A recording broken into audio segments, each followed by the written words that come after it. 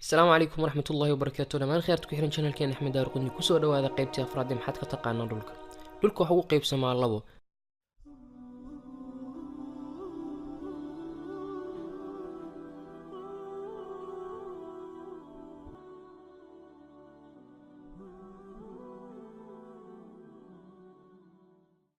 dhulka waxa uu qaybsamaa labo, bad iyo berri. boqolkiiba 21 dhulka waa berri, inta kalena waa biyo. waxaa ku nool dad gaaraya 7 bilyan 162 milyan 119 kun oo qof. beriga waxaa loo qaybshaa 7 qaaradood. qaaraduhu isma la eka ee waa ay kala waaweyn yihiin. waxayna kala waaweyn yihiin sidan soo socoto: Asia, Africa, Waqooyiga America, Koonfurta America, Antarctica, Yurub iyo Australia.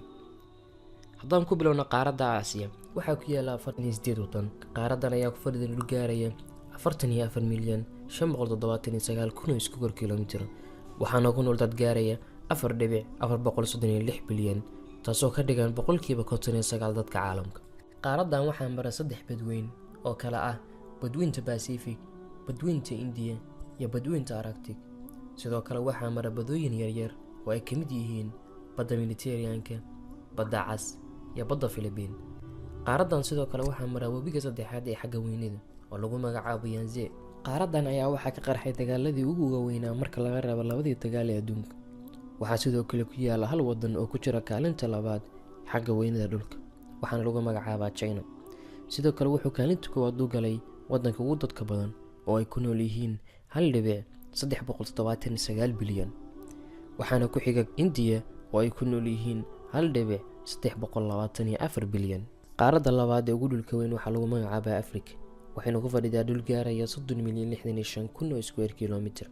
qaaradan waxaa ku yaala 54 dowladood, kuwaasoo ay ku nool yihiin dad gaaraya 1.216 bilyan, taasoo ka dhigan boqolkiiba 16 dadka caalamka. qaaradan waxaa ku yaala 2 badweyn oo lagu kala magacaabo badweynta Atlantic oo xagga galbeed ka xigta iyo badweynta Hindiya oo xagga bari ka xigta. sidoo kale waxaa mara 2 bad yar oo lagu kala magacaabo badda Mediterranean-ka iyo badda Cas. waxaa kaloo ku yaala webiga Niil oo ku jira kaalinta labaad xagga weynida.